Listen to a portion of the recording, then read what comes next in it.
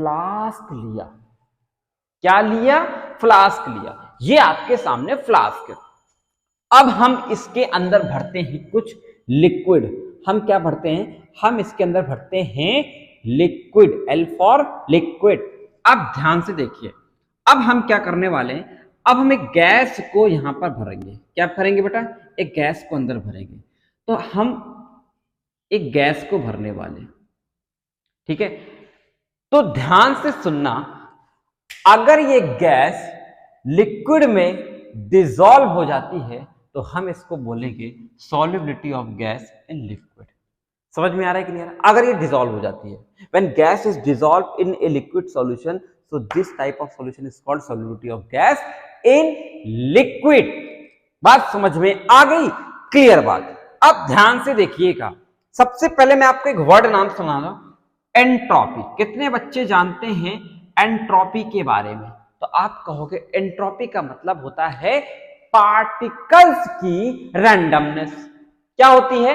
Particles की randomness को कहते हैं एंट्रोपी। बात समझ में आ रही है कि पार्टिकल्स की रैंडमनेस को एंट्रोपी कहते हैं। मतलब जो पार्टिकल्स, गैस के जो पार्टिकल्स होते हैं जो मूव करते हैं, तो उनकी जो रैंडमनेस होती है उसको बोलते हैं एंट्रोपी।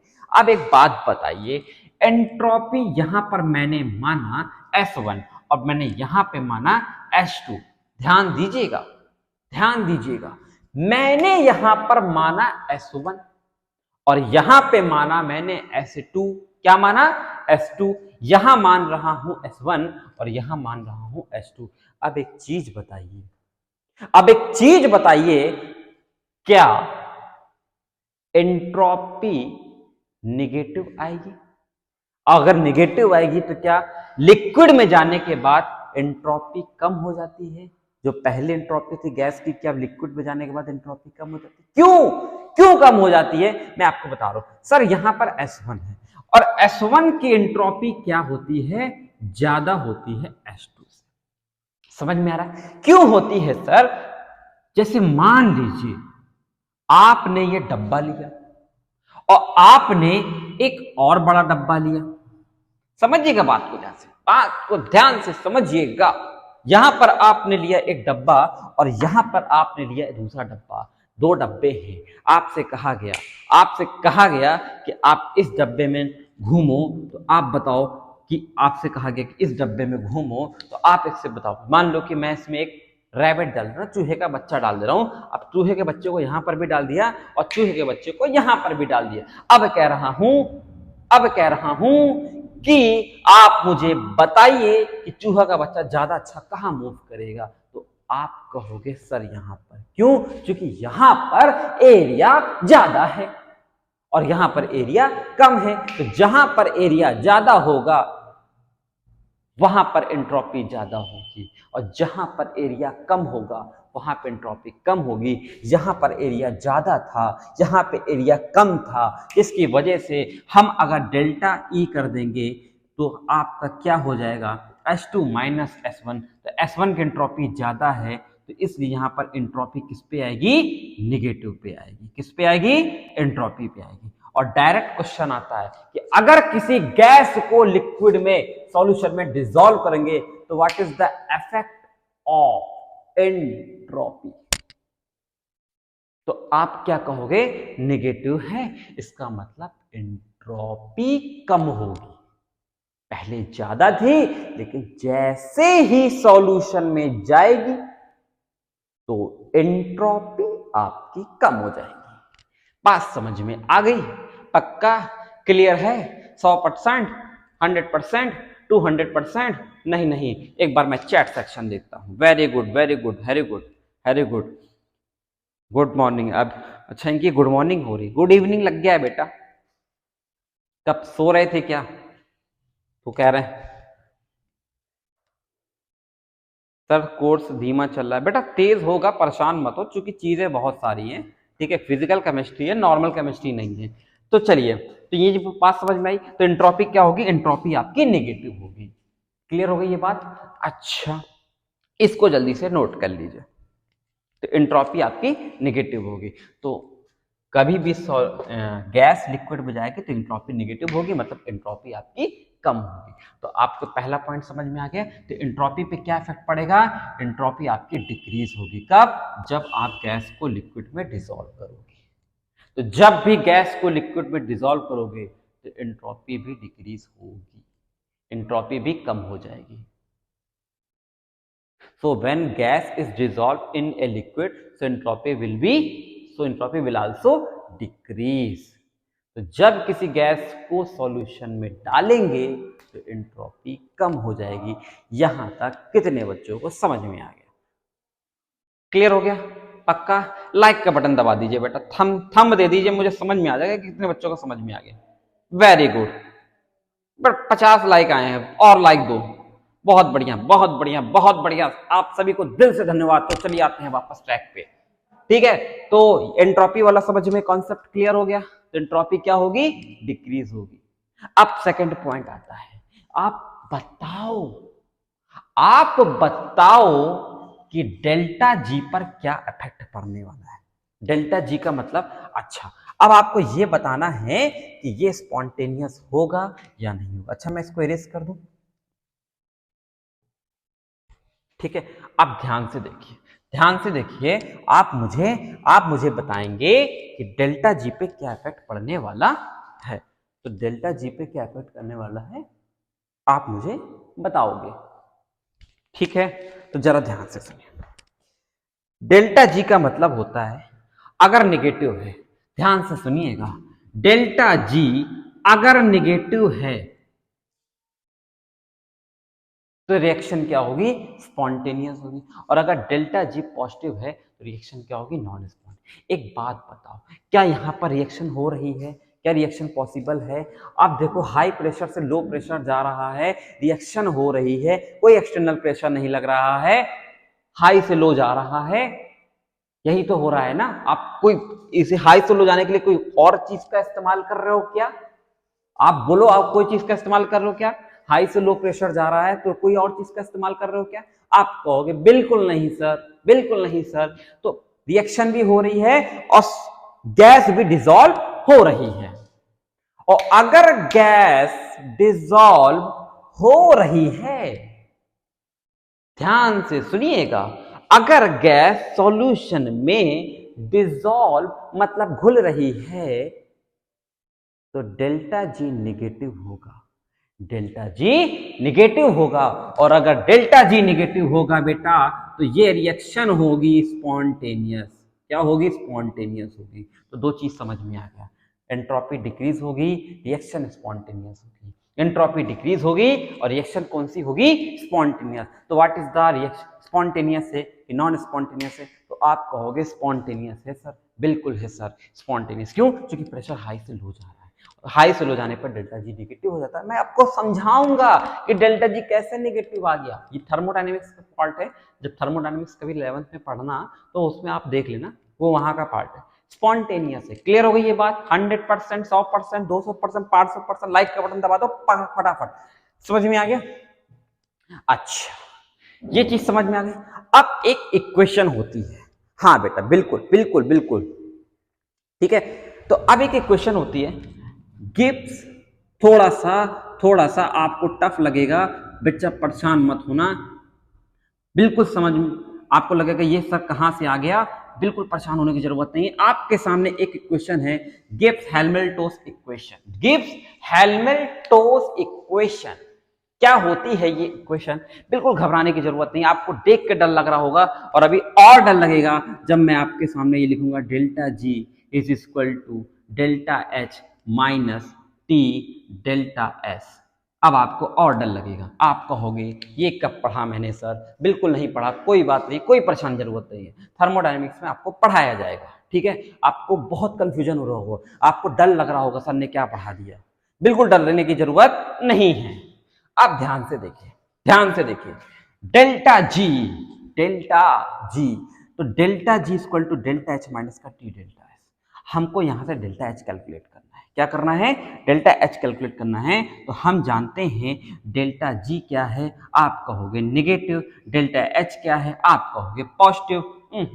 समझ में आ गया कि नहीं आ गया? और डेल्टा एस क्या है, आप कहोगे सर आप कहोगे सर निगेटिव, निगेटिव निगेटिव हो जाएगा पॉजिटिव, निगेटिव निगेटिव हो जाएगा पॉजिटिव, और अगर पॉजिटिव को उधर ले जाओगे तो वो क्या हो जाएगा निगेटिव, और निगेटिव निगेटिव ऐड तो हो जाता है लेकिन साइन बेटा माइनस का आता है, साइन आपका माइनस का आता है। क्यों? क्योंकि निगेटिव निगेटिव पॉजिटिव हो गया, और पॉजिटिव को उधर ले जाओगे तो निगेटिव हो जाएगा, और निगेटिव निगेटिव ऐड तो हो जाएगा लेकिन साइन आपका माइनस का आ जाएगा। बात समझ में आई कि नहीं आई? तो अब आप ध्यान से देखिए, तो डेल्टा एच इक्वल टू क्या हो जाएगा, डेल्टा एच भी आपका क्या हो जाएगा निगेटिव, मतलब एंथैल्पी भी क्या होती है, एंथैल्पी भी आपकी डिक्रीज होती है। तो आपको 3 समेशन मिल गए, एंट्रोपी समझ में आ गया, स्पॉन्टेनियस समझ में आ गया, और एंथैल्पी समझ में आ गई। तो एंथैल्पी भी क्या होती है निगेटिव। अब ध्यान से सुनिएगा, अब ध्यान से सुनिएगा, अगर एंथैल्पी निगेटिव आ गई, एंथैल्पी निगेटिव आ गई, तो बताओ बेटा, बताओ बेटा, क्या ये एक्सोथर्मिक होगा? बोलो बोलो, एक्सोथर्मिक होगा? आप कहोगे यस सर। अगर ये एक्सोथर्मिक होगा तो मैंने आपको बताया था कि एक्सोथर्मिक अगर है तो इसमें एनर्जी क्या होगी, इसमें एनर्जी रिलीज होगी, मतलब कि एनर्जी एनर्जी एनर्जी बाहर जाएगी। बात समझ में आ गई? नहीं आई? फिर सुनिए, फिर सुनिए, डेल्टा जी क्या है निगेटिव, और मैंने आपको थर्मोडायनेमिक्स में पढ़ाया था कि अगर डेल्टा जी 11th नहीं पढ़ा तो बेटा 12th में एडमिशन क्यों ले लिया? 11th फिर से पढ़ के आना चाहिए। चलिए पढ़िए, फिर सुनिए, बहुत डिस्टर्ब करते हो तुम लोग। तो डेल्टा जी अगर निगेटिव है तो क्या होगा, एक्सोथर्मिक, और अगर ये एक्सोथर्मिक हुआ, अगर ये एक्सोथर्मिक हुआ तो बताओ बेटा, बताओ बेटा, अगर ये एक्सोथर्मिक हो गया तो मेरे को बताओ बेटा, क्या एनर्जी रिलीज होगी, क्या एनर्जी रिलीज होगी, क्या एनर्जी रिलीज होगी? और अगर एनर्जी रिलीज होगी भाई साहब, ये एक्सोथर्मिक शो करेगा। बोलो बोलो, समझ में आ गया? तो ये हो गई आपकी एक्सोथर्मिक रिएक्शन। क्लियर हो गई ये बात? तो एंट्रोपी समझ में आ गया, डेल्टा जी समझ में आ गया, और डेल्टा एच। तो जरा सा हम जल्दी जल्दी से रिकैप करते हैं इसको इरेज करने के बाद। तो जरा तो नोट कर लीजिए, इरेज कर दे, अरे बैक कर लेना, रिकॉर्डिंग में बैक कर लेना बेटा। एक बच्चा कह रहा है सर शायरी हो जाए। बेटा कल ही तो सुनाया था, फिर सुनना है क्या? शायरी कितना शायरी सुनते हो, दिल नहीं भरता। कितने दिल टूटे हैं तुम्हारे एक शायरी में। चलिए शायरी बाद में, पहले ट्रैक पे, ठीक है? शायरी तो यूं चलती ही रहेगी, ये तो तुम्हारी जिंदगी है।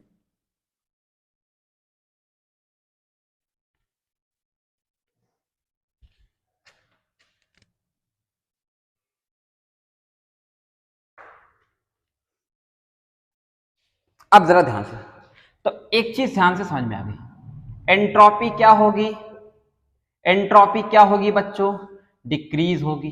ठीक, गिब्स फ्री एनर्जी क्या होगी, ये 3 पॉइंट याद कर लो। गिब्स फ्री एनर्जी क्या होगी, मतलब डेल्टा जी क्या होगा, डेल्टा जी होगा निगेटिव, मतलब स्पॉन्टेनियस रिएक्शन होगी। अगर सॉलिड, जब भी किसी गैस को लिक्विड में डिसॉल्व करेंगे तो ये 3 कंडीशन जरूर से जरूर होंगी। तो डेल्टा जी क्या होगा, डेल्टा जी होगा निगेटिव, मतलब एक्सोथर्मिक। बात समझ में आ चुकी होगी? बोलो बोलो, इंग्लिश लगता है मेरी वीक हो गई है। I am join coaching the speaking of English. क्या मैंने सही बोला? अच्छा, गलत बोला, बहुत बढ़िया। तो ठीक है, तो ये 3 समझ में आ गया। तो सॉल्युबिलिटी जब भी होगी तो 3 चीजें याद रखना, एंट्रोपी निगेटिव होगी, डेल्टा जी निगेटिव होगा, डेल्टा एच निगेटिव होगा। तो ये क्वेश्चन बन सकते हैं आपके एग्जाम में। क्लियर हो गई बात? अब मैं आपको पढ़ाने वाला हूं factor affecting solubility of gas in liquid। तो जरा ध्यान से देखिएगा, factor affecting solubility of gas in liquid। तो चलो इस पे हम लोग चर्चा करते हैं। इरेज कर दूं? बोलो बोलो, इरेज कर दूं?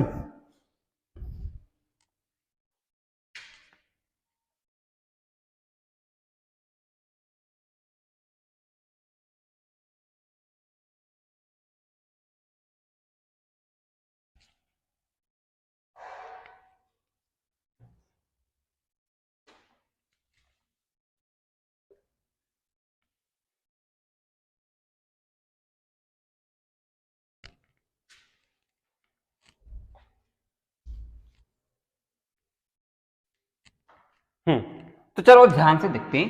फैक्टर FACTOR affecting solubility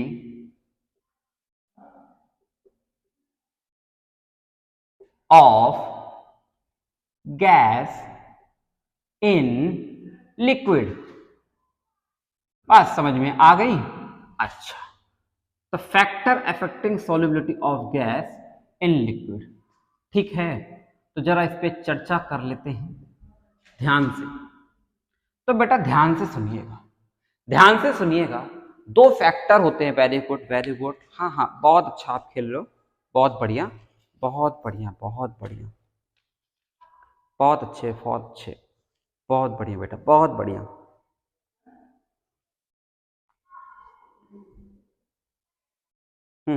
बहुत बढ़िया बहुत बढ़िया।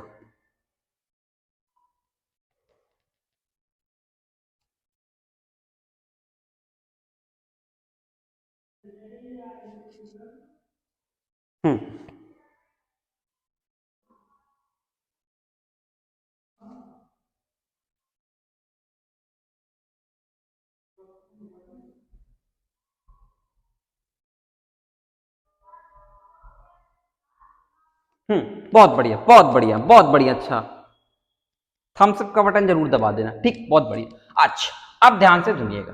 जैसे कि मान लीजिए कि आपने, मैं पूरा आपको मैथमेटिकली समझाऊंगा, आप परेशान होने की जरूरत नहीं है, आपको परेशान होने की जरूरत नहीं है।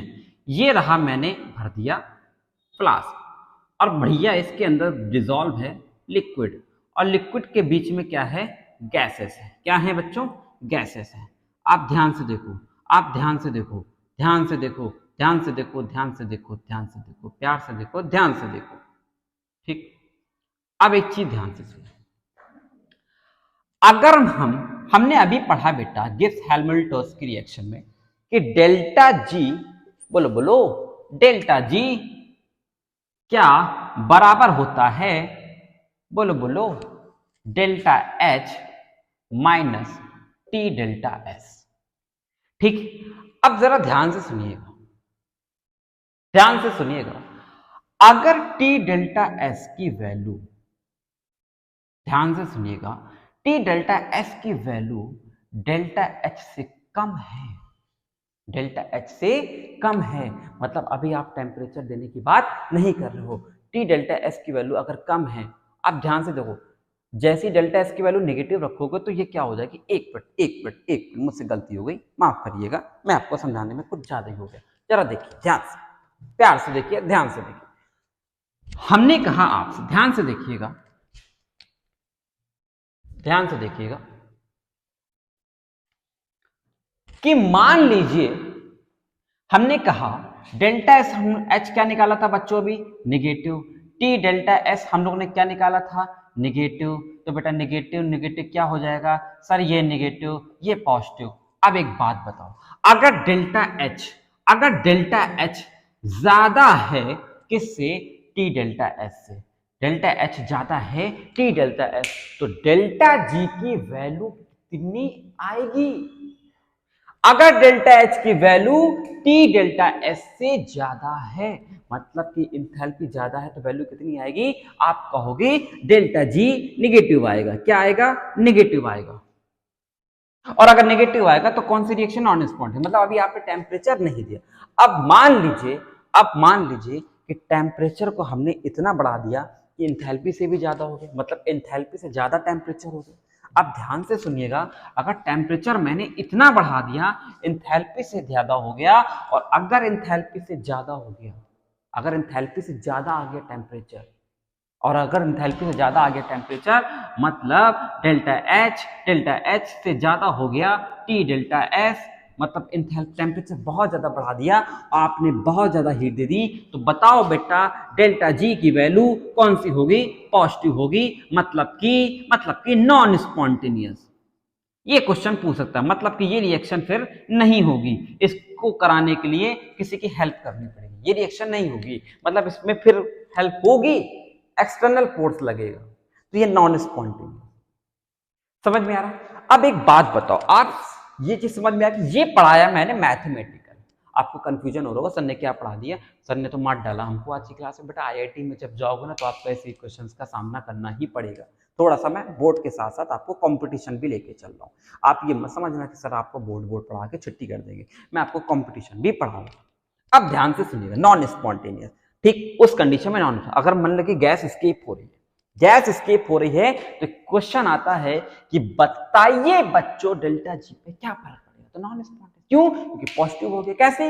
यहां से ये वैल्यू ज्यादा हो गई इससे। क्लियर हो गया?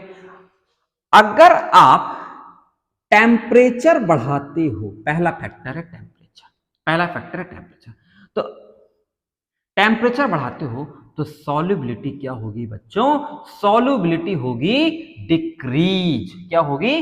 डिक्रीज। कैसे? मान लीजिए आप सब कोल्ड ड्रिंक पीते हो, कोल्ड ड्रिंक पीते हो, कोल्ड ड्रिंक को एक बर्तन में लेना, किस में लेना? कोल्ड ड्रिंक को एक बर्तन में लेना, और बर्तन में लेने के बाद आप एक काम करना, जैसे ही कोल्ड ड्रिंक को बर्तन में डालोगे और उसको हीट दोगे, क्या दोगे? हीट दोगे। ध्यान से सुनिएगा, कोल्ड ड्रिंक ली बर्तन में, और जैसे आपने हीट दी, तो बताइए बच्चों, जो कोल्ड ड्रिंक के अंदर CO2 गैस थी, अरे नहीं आया, कोल्ड ड्रिंक के अंदर CO2 गैस थी, क्या वो अब रहेगी? नहीं सर, गैस आपकी स्केप करने लगेगी, मतलब कि ऊपर की तरफ जाने लगेगी। और अगर गैस स्केप करने लगी, तो सॉल्युबिलिटी आपकी क्या होगी? डिक्रीज होगी। बात समझ में आई? नहीं आई? तो गैस एस्केप होगी तो सॉल्युबिलिटी आपकी क्या होगी? सॉल्युबिलिटी आपकी डिक्रीज हो जाएगी। तो टेम्परेचर के बढ़ने पर सॉल्युबिलिटी ऑफ गैस डिक्रीज होती है। On will increasing the temperature then solubility will also decrease in a container. तो सॉल्युबिलिटी आपकी डिक्रीज होगी। क्लियर हो गया ये बात? तो टेम्परेचर के बढ़ने पर सॉल्युबिलिटी डिक्रीज होती है। अब सेकंड फैक्टर आता है प्रेशर। अब सेकंड फैक्टर आता है प्रेशर। सेकंड फैक्टर आता है प्रेशर, P फॉर प्रेशर। अब प्रेशर बढ़ाओगे ना, मान लो कि आपने गैस थी, कुछ गैस रह गई, कुछ गैस रह गई, कुछ गैस रह गई, और रहने के बाद आप आ रहा है गुस्सा, तो गुस्से में आपने क्या किया कि आपने लगा दिया पिस्टन, P फॉर पिस्टन। ठीक, अब पिस्टन लगाने के बाद क्या किया? पिस्टन को प्रेस किया, हाइड्रोलिक प्रेस किया, ऐसे प्रेस कर रहे हो। ठीक, तो जैसे ही आप प्रेस कर रहे हो, तो ये जो गैस है, अब ये गैस पानी के अंदर डिसॉल्व होगी। कौन डिसॉल्व होगी? गैस पानी के अंदर डिसॉल्व होगी। और अगर पानी के अंदर डिसॉल्व होगी, तो बताओ बच्चों सॉल्युबिलिटी पर क्या फर्क पड़ेगा? तो सॉल्युबिलिटी आपकी बढ़ जाएगी। मतलब कि पिस्टन को प्रेस किया, पिस्टन को प्रेस किया, पिस्टन को प्रेस किया, तो सॉल्युबिलिटी आपकी डिक्रीज हो जाएगी। अभी क्यों? क्योंकि ये गैस डिसॉल्व होगी, डिसॉल्व होगी तो सॉल्युबिलिटी बढ़ेगी, सॉल्युबिलिटी बढ़ेगी तो मतलब सॉल्युबिलिटी डिपेंड कर रही है प्रेशर पर। ये बात समझ में आ गया? ये पॉइंट को अच्छे से नोट कर लो, ये पॉइंट को अच्छे से नोट कर लो। आगे चलते हैं। नोट कर लिया है? बहुत बढ़िया। आप खेल रहे हमारे साथ करोड़पति, जिसमें आपको पैसा नहीं मिलने वाला। तो बेटा डीपीपी मिल जाएगी आज, ठीक है, और डीपीपी में सारे क्वेश्चन आपको करने हैं। समझ में आ रहा है? बोलो बोलो। ठीक है, तो यहां तक बात हो गई चर्चा। हाँ, तो अब एक एक क्वेश्चन और याद रखना है। तो टेम्परेचर के बढ़ने पर, नोट कर लो, नोट कर लो, तो आप कह सकते हो, नोट पॉइंट है, सॉल्युबिलिटी, सॉल्युबिलिटी डिपेंड करती है प्रेशर पर। किस पे? प्रेशर पर। और सॉल्युबिलिटी इंडिपेंडेंट होती है, मतलब इनवर्सली प्रोपोर्शनल होती है टेम्परेचर पे। टेम्परेचर के बढ़ाने पर, टेम्परेचर के बढ़ाने पे कम होगी, प्रेशर के बढ़ाने पे बढ़ेगी। जरा इसको नोट कर लो, चर्चा कुछ ज्यादा करनी है, नोट कर लीजिए। ठीक, नोट हो गया? पक्का? कोई डाउट नहीं है? अच्छा, चलिए, तो यहां पर हमारा दो फैक्टर थे जो हमने इसके अंदर पढ़ाई की। क्लियर हो गई ये बात? समझ में आ गया? ठीक है,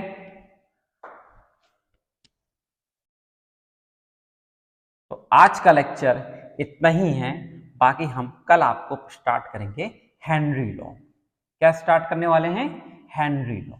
ठीक है, तो आज के लिए ही इतना ही। Tata, bye bye, take care.